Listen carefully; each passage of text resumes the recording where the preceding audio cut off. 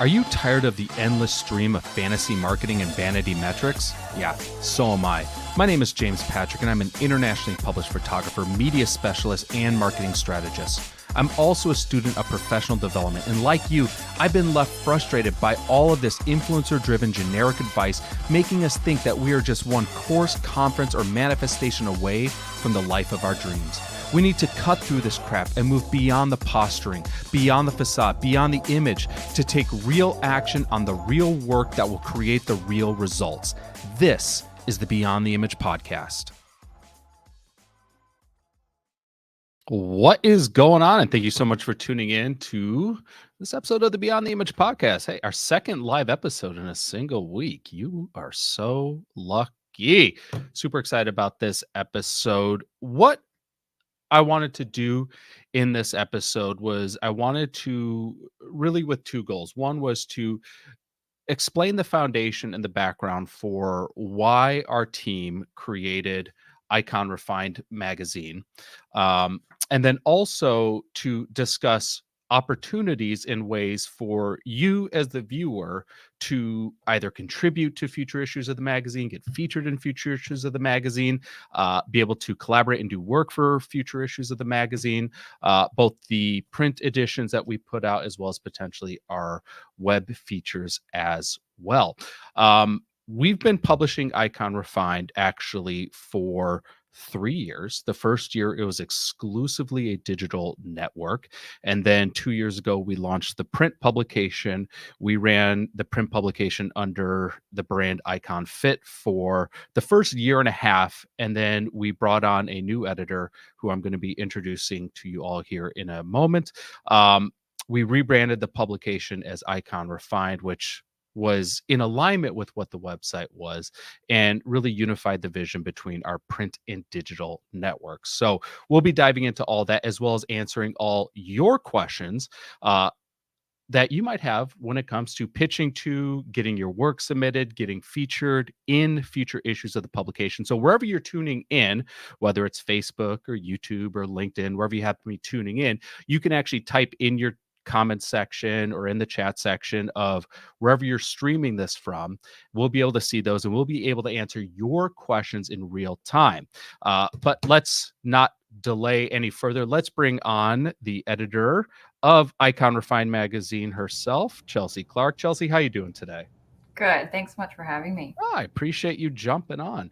So, I mean, you and I, we've had the chance to work together even before the launch of Icon, but can you just kind of give just a quick overview on your background working in media, working in publications prior to stepping in with us at Icon? Yeah, definitely. So I've been in the print industry for about a decade now. I guess this is my anniversary year actually, which is so exciting. So sort of fell into the industry out of nowhere, but I was really fortunate to have a lot of opportunities to move up in lots of different departments in the editorial side of working in print. So editing and writing, and then getting into more of the brand strategizing side of magazines as I continued on. So mostly my background has been through health and wellness for the print industry, but I've worked in the marketing side as well, other lifestyle sides and culture, and then was fortunate to find this position here with you. Well, I appreciate you being able to jump in. I mean, like I said, you and I, we've worked together prior to Icon. So for us, it was a no-brainer to bring you into this position. As I mentioned before bringing you into the live stream, we went through a rebrand and you were really at the forefront and the pinnacle driver of the rebrand from the former Icon Fit, bringing it into Icon Refined. I'd love for you to share just from your perspective as the editor and really the strategist behind so much of what now is Icon Refined magazine. We've put out now 2 issues with you at the helm, what the vision was and really what went into recreating almost the publication from scratch. Yeah, I think we had a really exciting rebrand over the last year, and I think it's still something that is evolving. So we are driving it, but we're also watching it evolve naturally too, which has been so exciting. But I think, in the former iteration of the brand, it was really more fitness focused. We were leveraging sort of what your background was in the fitness industry and using that to sort of launch what we were going to talk about for print. But there were just so many obvious pieces there to bring it to more of the entrepreneurial side. And so that's what really struck me as I was going through the initial publications, was just this, these whispers of that entrepreneurship side that needed to be stronger, I think, because it's something that you and I are both really invested in. You as a serial entrepreneur, like it's something that you live and breathe. So I think really refining that message and getting deeper into the entrepreneurship side and then what that really means. So we're talking about the business side, of course, lots of business advice, but that's not the end of the story to what makes an entrepreneur successful. I think entrepreneurs are a unique breed. Like we have so much ambition, we have so much drive, and that doesn't stop at the business. It extends into our lifestyle as well too. So we want to have amazing relationships. We want to take care of our minds and our bodies the best that we can. All these areas that add to the health of our business and that make us stronger as individuals as well. So I think that was really what I had in mind for the rebrand, to really drive that home. So, looking at, yes, the business side, but also everything else that's going to strengthen the business side and you as an individual so that you can bring your best self to your business.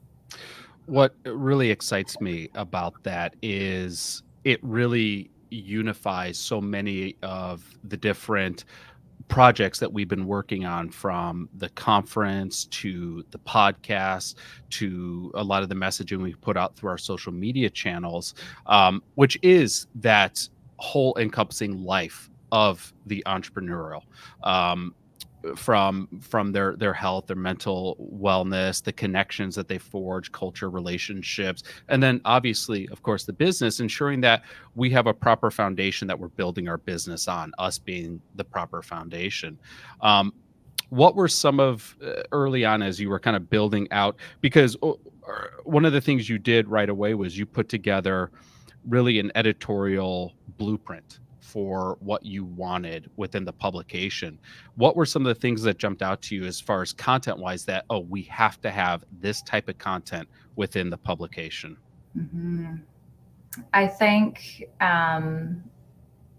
yeah, like as I said, looking at that holistic entrepreneur, so there's so many aspects of the entrepreneurial lifestyle that we can dive into. So when we look at the business side, we're looking at, cultivating a network. We're looking at bringing yourself to a successful online platform and how to do that in a very saturated market. We're looking at things like marketing and what stands out right now. So lots of information and lots of experts that we can talk to get the top information in each of those buckets. So that's sort of the business side. But when we look at the lifestyle side, I think there's a lot to dive into there as well. Like we want to get into, how can we live our healthiest lifestyle? How can we bring our healthiest self to our business? So, what are the latest trends in wellness that's happening right now that we can jump on board with or weave into our lifestyles so that, we're working on stress management, or we're practicing being mindful, and how does that add to, how we're bringing leadership skills into our businesses. We're looking at how to cultivate relationships personally and in business, because that's so important. Like after going through COVID, when we were so separated and everybody was in isolation, and I think we're still feeling those effects as well, but taking a look at, what are the techniques that we can use to connect socially again and really deepen those relationships so that we can get the benefits of having really deep social connections. What are the mindset tips we can use? What are the nutrition tips we can use? What sort of fitness should we be working into our really busy lifestyles when we, are working like 9 to 5 would be a dream, right? Like we're working way past that, but we still need to take care of our nutrition needs and our fitness needs. So, all these lifestyle buckets that need to be paid attention to and to be taken care of, so that when we are showing up in business or in meetings or in investor meetings, like we are bringing our best selves there. We're not just totally burnt out and exhausted because we've been putting all of our resources into the business. Like, how can we get these expert tips and information so that we can feel rejuvenated year round? Yeah. One of the things that I appreciate so much when I'm going through the publications, and this comes from both the my role as a publisher, but also if I were looking at this magazine from an outside perspective, there are a tremendous amount of contributors Mm-hmm. that bring together every single issue.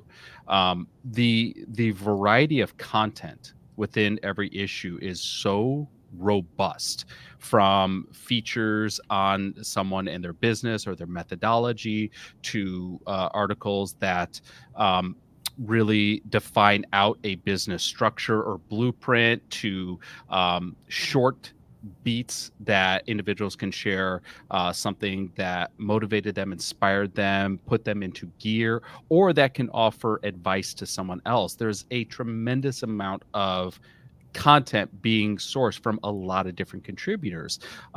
With your role as the editor, what are some of the things that you would say from a high level that you would be looking for from potential contributors? How can people who are tuning into this live or watching the replay start to early on see where they can fit within the magazine itself? Mm-hmm. I will say first, we love our contributors and our relationships with them are just so important. So we're so grateful for them for bringing their stories and their expertise into our world. And we want more of them. So I think, what I'm really looking for if somebody's sending me a pitch, I'm looking for two things.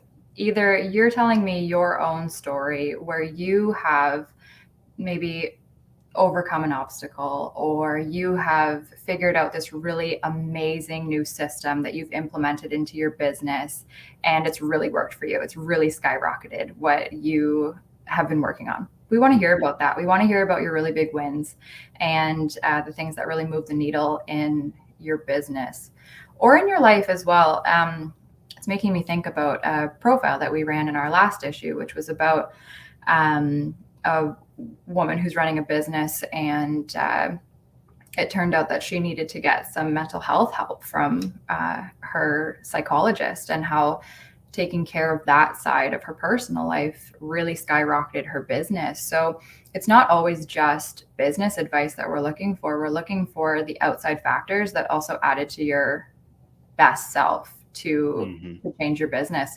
So and then the other side of that is if you have, if you're an expert in any area that has anything to do with health and wellness, or with, mindset techniques, or, creating your best relationships, or anything to do with business, we want to hear about that too. We're always looking for amazing, expert driven advice. So if you have something that you're really passionate about SEO, or you're really passionate about, figuring out how to write the best social media copy. Like, these are the things that we want to hear about, these really specific things that will be easily helpful for other readers. So, I think we sometimes get these really inspiring stories that, talk about, I'm so passionate about my business, I'm so passionate about my health and wellness, but we're really looking for those specific areas that you've noticed a difference, that you've been able to implement into your lifestyle or into your business. These are the types of stories that we're really looking for.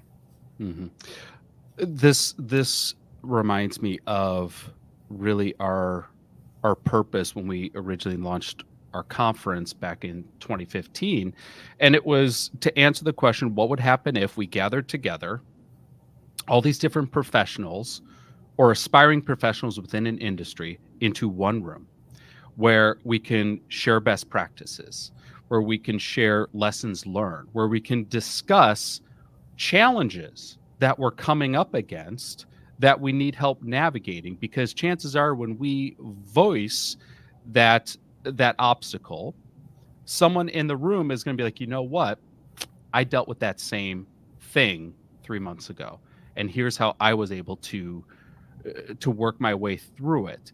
So for listeners that are tuning in, it's so easy for us to assume that we're not a subject matter expert, or that we don't have enough credentials or clout or background or experience to be able to speak on a topic. But the truth of the matter is, so often the people that help us the most are the people who are just one step ahead of us in one specific area.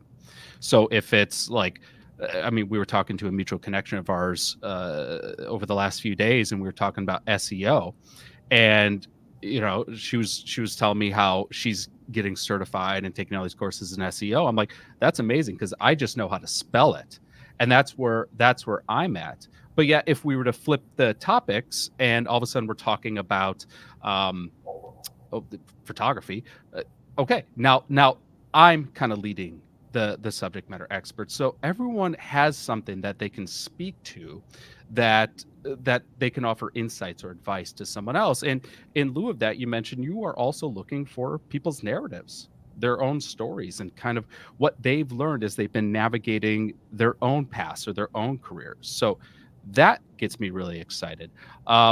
Also, what I notice is there's a variety of different, I'll say, lengths of content, but also this comes up a lot. If someone's like, well, I'm not comfortable as a writer, what would be your advice to someone who says, well, you know, I can write, I'm not comfortable as a writer? Can I still get my story in front of you, or can I still share something of value to you, even if I might not be comfortable writing it myself? Yeah.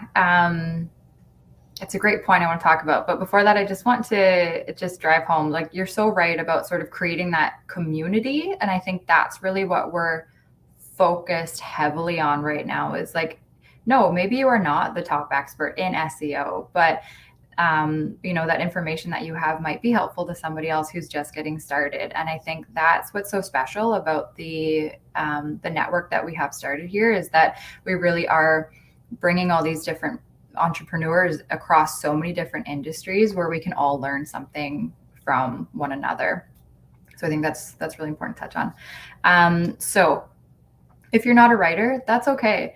I think I'm not really expecting you to be, if I'm honest. I think it's great if you are. But at the end of the day, I would rather take a really inspiring or, fresh, innovative idea and turn that into an amazing article. So there's a couple of different ways that you can go about that.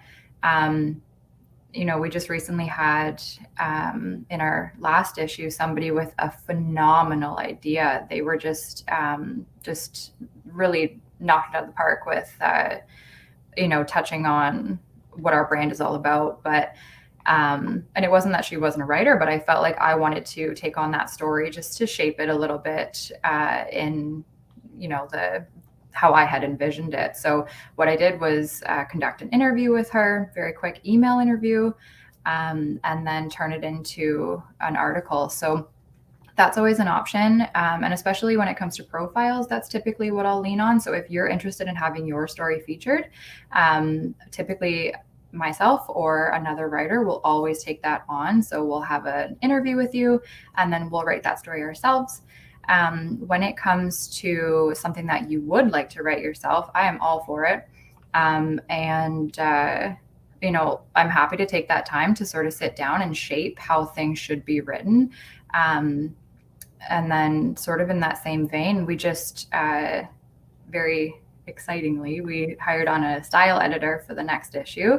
And, she's not a writer, but I was able to provide her with a template that she can follow for each issue. So we're always really interested in supporting where we can to make sure that we get the best content that we can. So if you have a great idea or you have a great story, but you're feeling nervous about the writing part of it, don't let that stop you. That's what we're here for.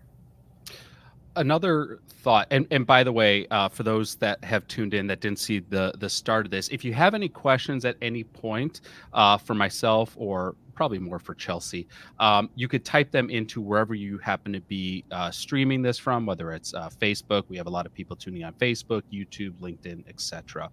Um, if I'm trying to package something in front of you, there's, and this has come up a lot at our conference, which is the importance of trying to create as much value within a pitch. And the example I use is, okay, well, I'm going to write an article, I'm going to go get some photos done, and I'm going to make this whole package and send it off to an editor hoping that they will take it. What are your thoughts on that? And could we potentially save people some work before we advise them that we want to change things around or shift things around? Yeah, first off, I will say I always appreciate good photography. So Thank you. yes. And I think in our world, like, we're not always booking photo shoots for new features, and more often than not, we are looking for really great photography that we can run in print. So if you do have professional photography that you have available to you, please send that our way, and please continue to update it. So I will say that first. But as far as pitches go, when it comes to a great pitch, I'm really looking for like 3 to 4 sentences. I don't want a fully written article. I think sometimes if you are submitting a fully written article and, there's tweaks that need to be made to be able to fit our publication, sometimes it can be a lot of work to go back and change that. So that effort might be better spent working with me to shape it first and then go and write it. So typically what I like to see in a pitch is, like I said, 3 to 4 sentences of a really great idea that's very specific and relevant to our audience. So I want to see, it doesn't have to be the final title, but you have some sort of headline that tells me in 1 sentence exactly what I'm getting from reading this pitch and exactly what I'm going to get from reading this article. And then in those next 3 to 4 sentences, you're telling me a little bit deeper what it's going to touch on. So why is this important to our readers? What are they going to get out of it? Why are you the right person to write this? Maybe any experts or sources that you're looking to talk to flesh out your information a little bit. And that's the end. If you have a great idea, I will get back to you right away, and we will get deeper into your idea, and I will give you an assignment. What I really appreciate about that was it was idea first. This is the idea. This is why I think this idea fits with your audience. Even if the idea is about yourself and your journey, it's still, how does this fit for what the readers of this publication would want? And I think when I get some pitches, I get 2 to 3 pitches a day for people wanting to be on my podcast. A lot of them will just be these very long bios, and they feel they will need to really edify themselves or substantiate themselves for the idea that they're about to pitch. And I don't know how much I need that as much as I just need the idea. If you pitch me an idea, I'm just going to assume you can talk about it. I'm just going to assume you know what you want to say about this. I don't necessarily need you in that first email to really validate every reason why you're the person speaking. I think maybe just, as you said, 1 sentence, like if I were pitching a content on how to leverage earned media, I might say, I've been a photographer for 20 years. And I've shot over 700 magazine covers. I understand the value of earned media. Mm-hmm. That's enough, right? I don't need to send all my awards, everywhere I've been featured, every stage I've spoken on. It's more just, this is the idea I want to put in front of you. I was texting you earlier today about someone who's written for us a few times. And I text you, I says, I just have to say, this person's really good at pitching. They've gotten so good at pitching. I got a pitch. And the reason I text you, I didn't tell you, because I got a pitch from them earlier today. This is how good this pitch is. So the headline or the subject line of the email was, new idea to share on your podcast, and then it was like what was it 5 words of what the idea was. um, then they broke down their pitch. Hey James, wondering if you'd like to have me as a guest on your podcast. I have this new idea to share. Then they said, here's the topic, and they list out the topic. Then they had context. Here's why the topic matters. And then what your audience gets was another thing they put. They literally just put these in bullet points: topic, context, what your audience gets. By the way, I have something I'd love to share with your audience as a free gift at the end of the interview if this fits. Thank you for considering. This is, if I were to print this out, this would be a quarter of a page. But I see it within just glancing at it. I know exactly what the topic is, exactly why it benefits my audience, and what they're going to walk away with. And for me, I I have to serve my audience as a podcast host. And you, as the editor of the magazine, you have to serve the readers of the magazine. So when someone just says, hey, this is what's in it for your audience, that's a huge, huge, huge win for you. Are there any other, and I don't want to be too negative, but are there any things that you might say to avoid when it comes to pitching? I think what I always love is just how specific can you get? And I think this is something that's really important if you're new to pitching, because I think pitching does take some practice. And I think the more that you do it, the better you get at it, whether that's through feedback or simply just having to do it a lot and seeing what works. But I find, like, I'm with you as well. Like, somebody can send sort of their full life story, and I'm like, that's amazing. Like, you have achieved some amazing things in your life, but what will our readers get from this? What are our readers going to learn from this? So, it doesn't have to be complicated. Like, even if you are taking something from your personal life, or you're like, it's this one thing that really moved the needle, it's this one lesson that I really learned, it's this one obstacle that I overcame. There's 3 ideas for a pitch right there. So I think, if you're starting out, you're new to pitching, maybe that's a way to approach it, where you sort of look at, like, I'm going to pitch one obstacle and I'm going to tell you how I overcame it. I'm going to pitch one factor of success that I found, and I'm going to tell you how I got there. That would be a perfect start. And then as you start to develop your relationships with editors, like, we will help you to shape your ideas even more. And I think, then you become a little bit more comfortable with being able to talk about new ideas that you had. It can be a little bit intimidating when you're dealing with a new editor. You're sending like a cold pitch to somebody. But once you start that relationship, I think, we really want your ideas. We want to know the lessons that you've learned and what we can share with our readers. So, back to the point, agree with you. If we can stay away from being vague and we can get as specific as possible, if I don't have to, sometimes what I do if I know someone's a great writer or has a great story and they've pitched something that's not quite there, I'll look so hard to try to find what we can pull out to make a great story. But I won't do that with everyone. I'll only do that with people who I know have something and just haven't been able to verbalize it. So that's really what we're looking for. I don't want to have to look for what's in there. I want you to tell me. I have to say, it's one of the things I'm grateful for you about with your role as an editor. I think there's this belief, and I think the belief has been substantiated, which some editors can be hard to approach. Some editors can be intimidating.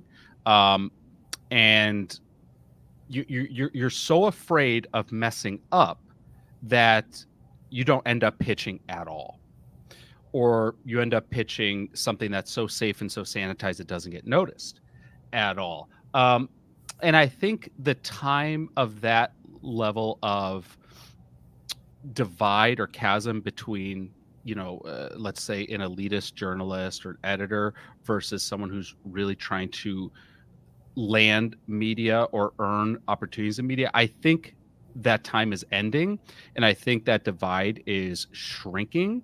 And I think, especially with media's need to connect to their audience more on a personal level than ever before, simply because of how much the media landscape is changing, to have editors who are invested in their contributors and invested in the people who who want to be a part of a brand, that I truly believe is the future of where we're going within this. I mean, this is what you do with people who want to be featured in the magazine or want to write for the magazine, but it's what I would deal with people who want to be on my show or people who want to take photos for the magazine. If someone wants to contribute photography for the magazine, when someone is on my show, it is my responsibility to make them sound great because it's my show and I want great episodes for my audience. And if someone doesn't sound great on my show, it's not their fault. It's my fault as the host. I Mhm. didn't do a good job of helping guide them through the show. Mhm. Same with when I was a photo editor for magazines. If I had photographers on my staff or photographers that were contributing to the magazine who are not taking photos that were representative of the brand or what we can achieve or what we're trying to communicate in our narrative, that's on me as the photo editor. It Mhm. is my job to guide and lead and mentor those on my staff to help create the right visual element for a publication. I mean, we spent so much time just discussing the margins of the magazine, the type font of the magazine, the size of the gutters, so that we had the right narrative in the design element. We want to work with the people contributing to us so that when someone writes an article for us or they're featured, that they are so proud to show that off. That's the collaboration that really gets me excited. Mhm. And I think something else to touch on about that, the changing media landscape, is that there are so many uh, content calendars that need to be filled as well. Like, when we just look at the Icon Refined universe, like we have the magazine, we have social media, we have the website that's feeding into the podcast. Like, there's so many places where we need to fill these great stories. And I think, it can be intimidating getting in touch with an editor, but maybe you have a pitch that's not right for the magazine, but I'm going to direct you to somewhere else within our universe that it might be right. So I think, you should feel encouraged to get in touch with us and to even just to start that conversation, like, just getting in touch, letting us know who you are, what your interests are, what you're all about, what you want to bring to your industry. Then we can find a spot for you. Like, we want to help you, and we want to feature you and support you, and in helping us. It's that collaborative environment. It's a really good point because we do have a media network. We have the print publication, we have the podcast, and we have the aforementioned digital network. And it's easy to understand why someone as a contributor would want to prioritize the print publication. We it's something most of us grew up with. The tactile medium has a certain level of clout and perceived authority and value. And it looks really great. Like, I mean, this is, I'm looking at like the spread Christina did on the how to not accidentally start a cult feature. I mean, it is a stunning looking book. Not to pat our own back, but that is not to diminish the potential and the opportunity of our digital platform and our podcast platform, for a couple different reasons. And I'll go podcasts first. Podcast features, podcast guest opportunities is the number one thing I myself as an entrepreneur do for lead generation within my business. The number one thing I do is I go on a podcast tour. I get guest spots on podcasts. It is such a phenomenal way to build great connection, trust, and rapport with an audience, because most podcasts are long form podcasts. So you get a chance to build a relationship with an audience for 30 to 45 minutes. That is a substantial amount of attention you're getting from an audience to build that connection with them, and then invite that audience back into your ecosystem for whatever it is that you are trying to do within your career. So podcasts are phenomenal tools for lead generation. And then for digital features are fantastic for SEO purposes. They're fantastic for tear sheets. They're also fantastic for inbound links into your website or whatever it is you're doing. So just to contrast, if someone is within a print publication and I read an article about them, oh, great. Let me look them up later. But then I have to go over here and I have to look them up on my personal device if I remember to do that. If I read something on the website, I click their name and now I'm within their ecosystem. So it's a direct tool to bring traffic into your ecosystem, whether it's your website or your social media. So never overlook opportunities. I love myself as a contributor writing for print publications, but I absolutely jump at digital features and I absolutely 100% jump at podcast features. I will say there has been a real uptick in people wanting to be more on the digital side rather than the print side lately. And that's something I've noticed within the last year or so. Like, it's still pretty new, but you know, even if we have somebody featured in print, they're like, okay, great, but can we get my story online too? Yep. You know, they want to be able to share it. And I think that's so great. Like, I think, you know, like the capacity that you have to be able to share your story even further online through your platform, through our platforms, you know, it's not to be overlooked for sure. Looking at an art side of things, like if I'm contributing an article or I get to write an article or you're writing an article about me, this is more so just kind of pulling back the curtain and shedding light. Share a little bit about how we build out the art that goes along with an editorial piece, because that might be something that listeners might not be familiar with. Yeah. So there's a couple of different ways that we do it. When we look at a profile, we're looking for great imagery of that person. So whether they have something from, you know, their own gallery, they have great options that have already been shot, or whether we can book them a photo shoot. Always love to book somebody a photo shoot if we can to get that really fresh content. Sometimes it's not always within our access, but that's always my preference, certainly. So that would be on sort of the profile side if we're doing a person story. If we're looking at more of a feature that's about something a little bit more abstract, then it's a really fun opportunity to get to collaborate with our team and come up with something really cool. So we're so fortunate on our team to have an amazing illustrator. And you know, she can always draw something, which is amazing when you don't have to use stock photography. She can make us something original. So we're so lucky to have that, and it's very rare. So I feel very fortunate to have that. Otherwise, we might come up with a really cool concept shoot. Like, we ran our winter superfoods feature in the last issue.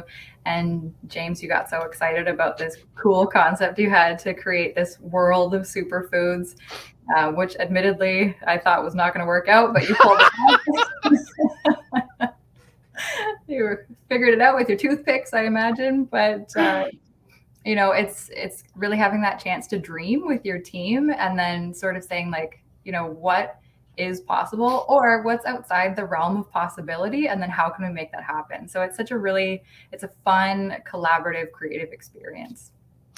Yeah, it is one of my favorite parts. I mean, obviously I'm a little biased being on the art side of things. But when we sit down in our board meetings, our editorial board meetings, and we're talking about each piece of editorial content and then trying to decide what would be the most appropriate artwork to tell this story.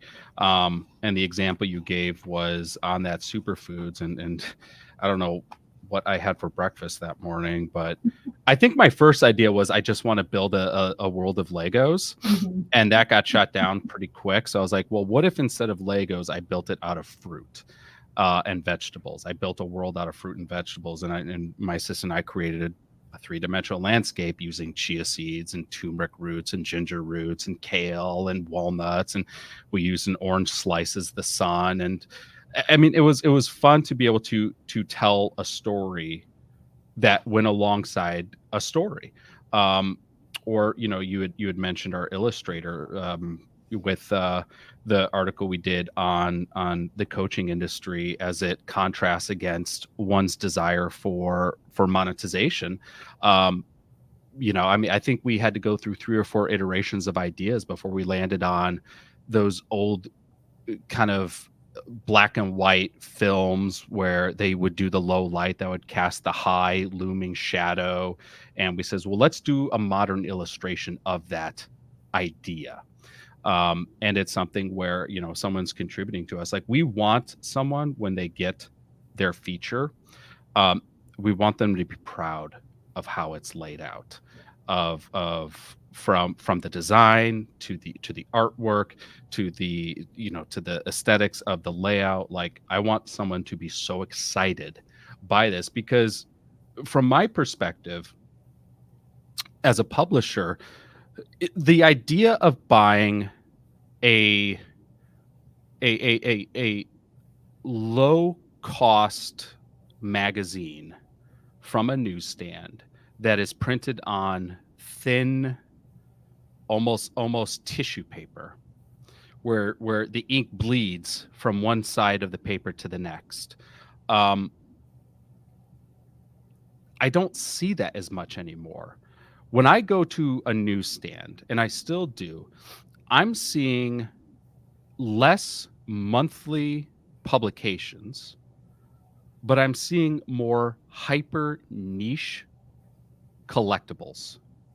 Even some of the top publishers, like, um, that are known for doing monthly or semi-monthly issues, are coming out with these special collector's item books. An example would be like Rolling Stone magazine. They still have the standard Rolling Stone magazine, but they have all these special edition issues on specific bands, capture the entire history of the Beatles or the Who, or fill in the blank, and let's do an entire book in magazine form that's a little bit thicker, that has a little bit higher page quality, that we spend a little more time in the design and the collection, the curation of the artwork, that someone is really going to be proud to display. Well, being that we're a quarterly, that's what I wanted to really instill with every issue, is that I want something that every issue is something you'd want to collect, and you'd want to display, and you want to see that, you want to pick that up, not just to casually flip through, but to consume in a different way from just. And I'll use the example, and this is not to throw shade, but I'll use the example of Sports Illustrated, which is, it's a newspaper that just happens to be in a magazine format. That's how I'd equate it. We don't necessarily save copies of that. We tend to, flip through it, maybe read an article or two, and then we get the next one a week later or 2 weeks later, however often it comes out. It's more about a quantity and quick news reporting than it is about narrative driven and art driven content. Yeah, I think right off the hop, and to this day, we do consider ourselves to be more of a premium product. We are print on demand. And so we are going to put that extra effort into making sure that everything that we put out is, the best quality. I quickly want to go back to the creative process as well, too. I just had a thought that I think is helpful for listeners. I always think in the creative process, it's the no's that you get that always make you better. That's something that I always try to keep in mind, because I think, it can be really challenging to get feedback and to get rejected. It's never a nice feeling. I think whenever you put an idea forth, you always feel like it's the best idea in the room, and then somebody will inevitably shoot it down. So I think what I've learned throughout my career is that that's actually the best part, and that's what's going to make you better. So when you think you have a great idea and somebody says no, that's going to send you back to the drawing board, where you can maybe flesh that idea out a little bit deeper. You can bring in other resources that you wouldn't have had access to if you hadn't been challenged by it. I think it's the no's that really bring you to that next level of better quality, and sort of level up your potential for what you bring to the table as well. I'll give 2 quick examples of this, and I want your thoughts on the second. The first is this idea of being told no. I was pitching to a TV show. And I've told this story at our event, and my first pitch to the TV show was a flat out no. This doesn't match what our audience wants. So I went back and I refined the pitch and I pitched again, and I got a no again. So I went back, refined the pitch, and I pitched again. I got a no a third time. I think it was maybe the fifth or sixth time I got a yes, because I was able to refine my approach to find something that worked for their audience. And the segment went so well that they've had me back on numerous times since, because now I was a trusted contributor. I was a resource for them. But had I been too offended by the no, or too turned off by the no, or maybe too egotistical by it, or too hurt by it, and not see it as an opportunity to refine and reapproach, I would have lost that opportunity. Another story from really early in my career, I was shooting for a community magazine, and the photo editor of the magazine, it sent me out on assignment. I shot the assignment, I turned it in, and I got an email from her that said, I'm really, she was Australian, so, hear this in that voice. I'm really perplexed as to the quality of what you turned in. And I looked at it again and I was like, oh my God, she's right.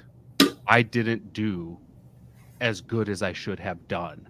And it was just a matter of, it was a type of photography I didn't have any experience with.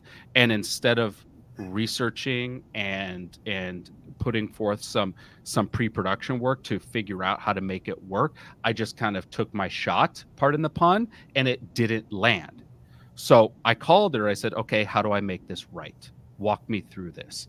And like a great photo editor, she walked me through what she expected me to do the first time. And it was a certain level of styling and pre-production. And I went out and I reshot it. And it was significantly better. But what I learned was this importance of feedback in this process, where she wasn't firing me, because she could have just fired me. She was really questioning if I thought that that's what I believed was the best thing to turn in at that moment. The answer was no, it wasn't. So I want your thoughts on the working with writers in regards to this feedback loop of having their work refined. And then we do have a question from Mariah that came in that we'll jump into after that. Okay. I do have a couple thoughts on that. I love those stories. They just say so much. So I think the first thing that really strikes me is that I love that resilience. Like, if I am coming back to somebody, I'm saying, this is not really the brand. Sorry, but no. And they're coming back to me saying, okay, here's a fresh round of pitches. Then I'm going to remember that. I'm going to remember that they can take that critique, that they're really interested in the brand, even if I'm saying no right off the bat. So it really says so much about a person if they're willing to engage in that process with me. So I love that quality in a writer. The other thing I will say is that I sort of have that same experience. Like, I remember working with an editor. I had turned something in and she said, this isn't your best work. Try again. Mm-hmm. And it's awful to hear, but it's what makes you better. Like, you're exactly right. You go back and you try again and you do better and you up your quality. And then now that's your new level.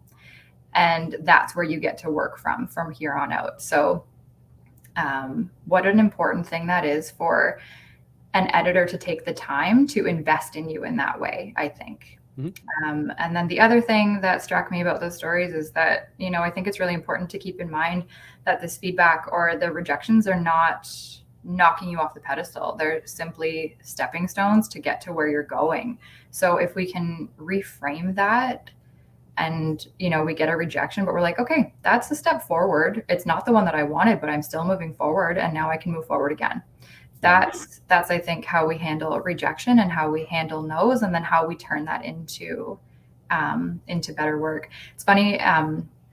When I was getting my publishing certificate, there was a full course on how to have relationships with writers. And at the time I thought, gosh, this is ridiculous. Like, I can't just email a writer and tell them I want something better. No. And I think it does depend on the writer that you're working with. Like, some writers I work with are no nonsense. They want their feedback, they want their edits, they want to, go back, do their work again, turn it back in, see you later. Others are, a little bit more emotional, a little bit more of that artistic personality that we sometimes get. And they sort of need a softer approach. Like, you're letting them know what really worked in this article, what I really loved about this, but maybe this could be a little bit stronger. So I think as an editor, as much as I didn't want to believe it in the beginning, working on those relationships and really knowing your writers is such a huge part of the job. Like, knowing how somebody works or how somebody responds to feedback, and then getting to, shape how you're having that communication with them. I can't help but to. Did you ever watch Arrested Development? Yeah. Season 1, where Tobias auditions for the fire sale. Yeah. And it totally botches it. And the producer says, do you want to try that again? Maybe a little simpler. And it's just, no. I want that energy. No. No, I don't want to try that again. Mariah asked, what are you looking for when you choose someone for your podcast? What stands out the most? So 2 parts to this. I'm going to read you this pitch I got a couple weeks ago. I'm going to keep out the name because this is what not to do. And I'm not, if this person ever watches this episode, I'm not singling you out. This is purely, once again, don't be Tobias. Okay, your podcast looks awesome, and I'd love to be on it. Okay, maybe I will pick this apart, because shouldn't my podcast sound awesome as opposed to look awesome? Okay, I'm splitting hairs on it. All right, I'm a new mom. I'm a serial entrepreneur. I have my doctorate in human and organizational psychology. I have a bit of experience navigating balance at home and work, and can bring a wealth of knowledge and expertise to your listeners. I'm committed to sharing lows, not just the highs, and tools to navigate terrain with transparency that create lasting change. If someone gave me a few gems on what it takes to manage both and ensure overall wellness, it could have changed the game for me. With fresh insights on personal and professional development, enriched with a hands-on, transformative approach, I'm excited to support your listeners in evolving themselves. From uncertainty to success, each step forward on the journey is a step towards uncovering their true self and purpose. What was the pitch? Because I'm not quite sure. I know a little bit about them.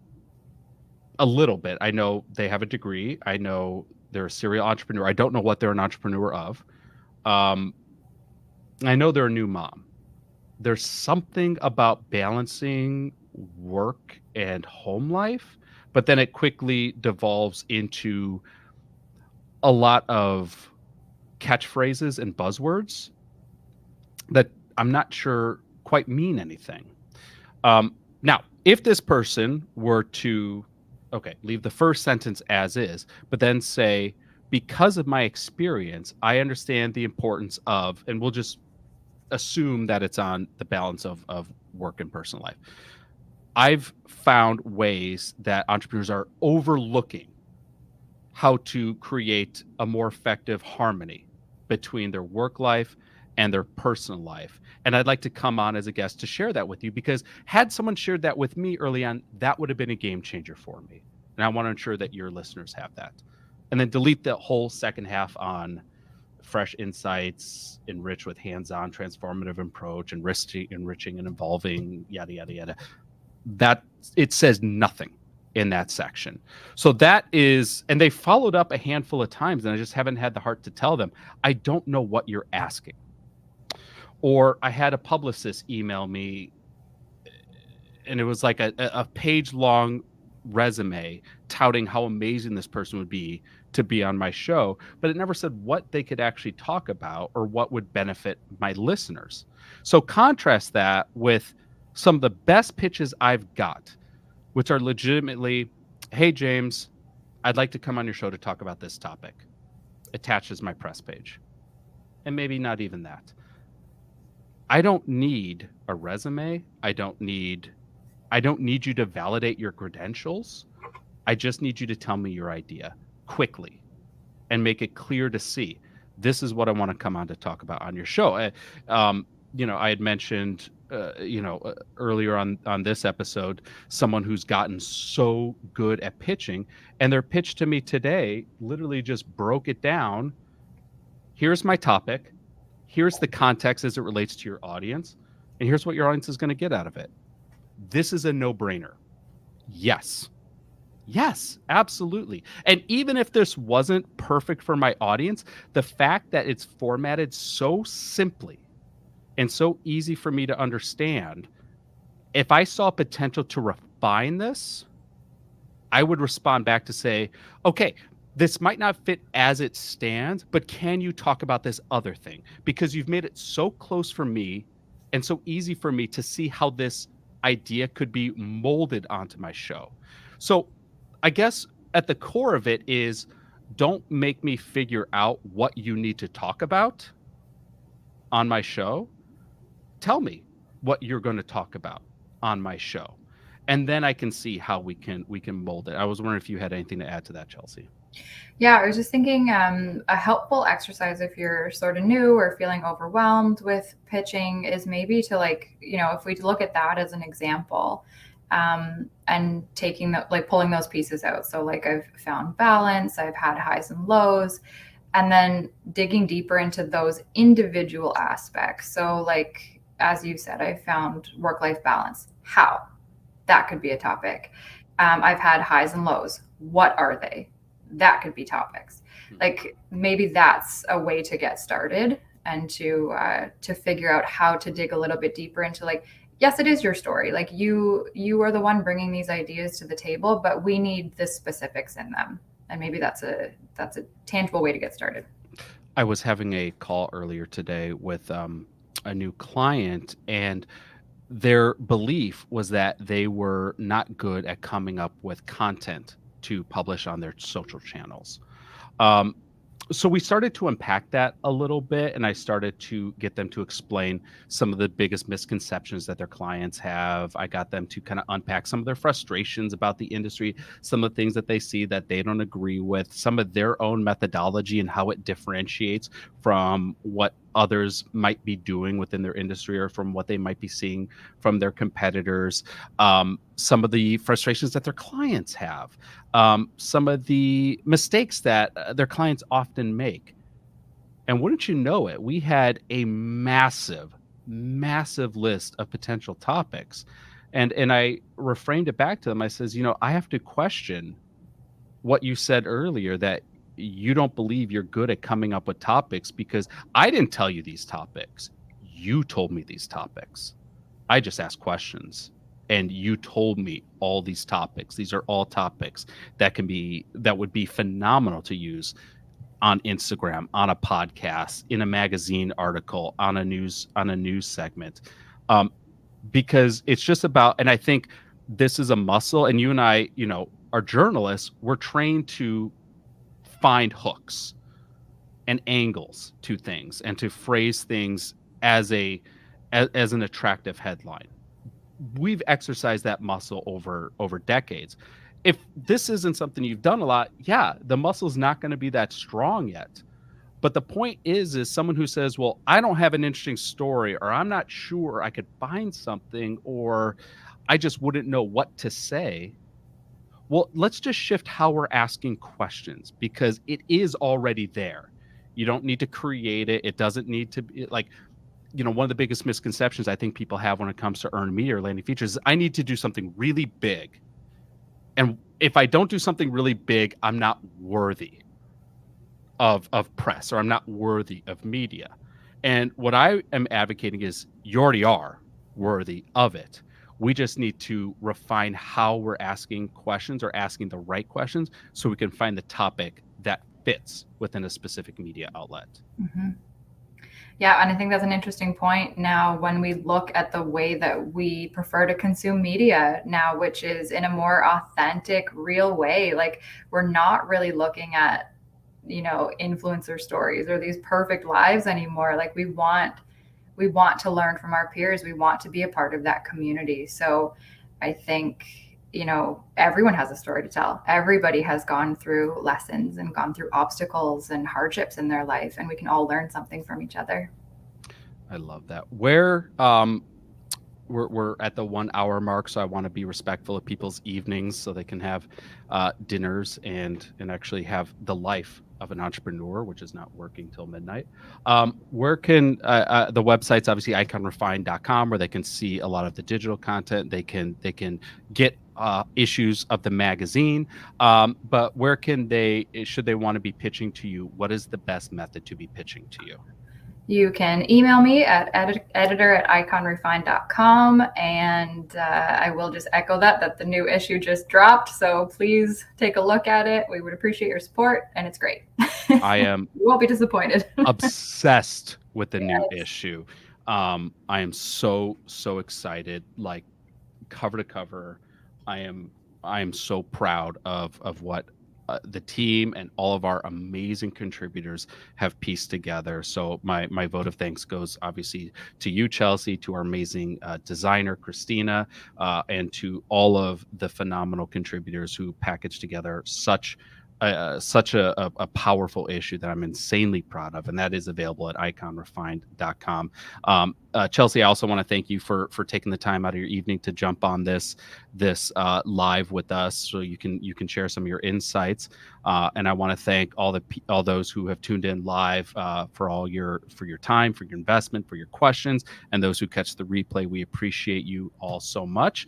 Hope you have a very happy holidays, a very happy new year. And I will say, just kind of as a closing note, we're already starting pre-production on the next volume of Icon Refined magazine. So now would be a good time to get your pitches in. Am I right, Chelsea? Perfect time. I have no plans over the holidays, just the magazine. well, you're allowed to enjoy it as well. Yeah, thank you to everyone for tuning in. I hope everyone has a great evening. We'll talk to you all soon. Take care, everyone.